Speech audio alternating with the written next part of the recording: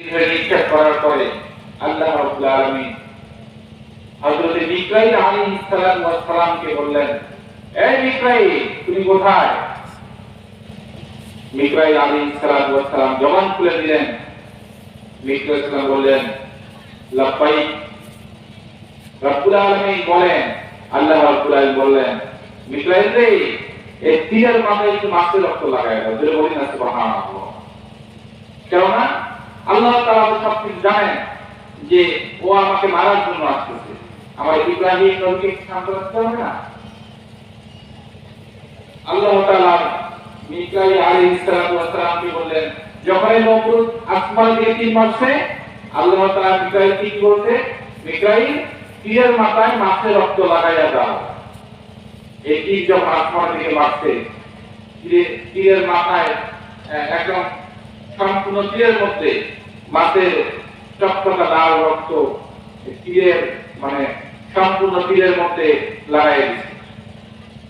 যখন তীরটা আসমান থেকে জমিনের মধ্যে পড়েছে, নমরুদের সামনে পড়েছে। নমরুদ বলতেছে, দেখো আমি শুকনো তীর আসমানের মধ্যে নিক্ষেপ করেছি, আর আসমান থেকে রক্ত মাখা তীর এই জমিনে পড়েছে। তার মানে আল্লাহ তাআলা দুনিয়া থেকে শেষ। জেরুবে নাউযুবিল্লাহ। কিন্তু আসলে আল্লাহ তাআলা শেষ না, আল্লাহ তাআলা শেষ নয়। আল্লাহ তাআলা আছেন, কিন্তু আল্লাহ তাআলা যে গোপন কৌশল সেখানে ব্যবহার করেছেন সেটা হয়তো নমরুদ জানে না। এটা নমরুদ জানে না। তীরের মাথায় যে মাছের রক্ত লাগাই দিচ্ছে এটা নমরুদ জানে না।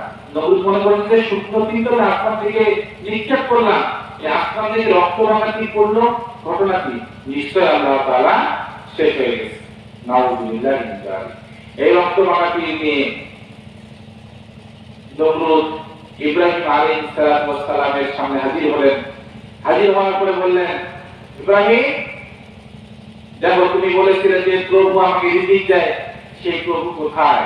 দেখো আমি শুকনো তীর এই আসমানের মধ্যে নিক্ষেপ করেছিলাম, এই দেখো আসমান থেকে রক্ত মাখা তীর জমিনের মধ্যে পড়েছে, আর সেই রক্ত মাখা তীরকে আমি তোমার সামনে নিয়ে আসলাম। তার মানে তোমার আল্লাহ এই দুনিয়ার জন্য আর বেঁচে নাই, তোমার আল্লাহ ধ্বংস হয়ে গেছে। নাউযুবিল্লাহ। সাইয়েদনা ইব্রাহিম আলাইহিস সালাম সঙ্গে সঙ্গে ঝর্ণার পানি ওযু করে 2 রাকাত নফল নামাজ পড়ে আল্লাহ তাআলার কাছে ফরিয়াদ করতে লাগলেন, রব্বুল আলামিন আসলে কি তোমাকে ধ্বংস করেছে? আসলে কি তোমাকে মেরেছে? নমরুদ শুকনো তীর নিয়ে গেল, আসমান থেকে মারার পরে আসমান থেকে রক্ত মাখা তীর জমিনের মধ্যে পড়েছে।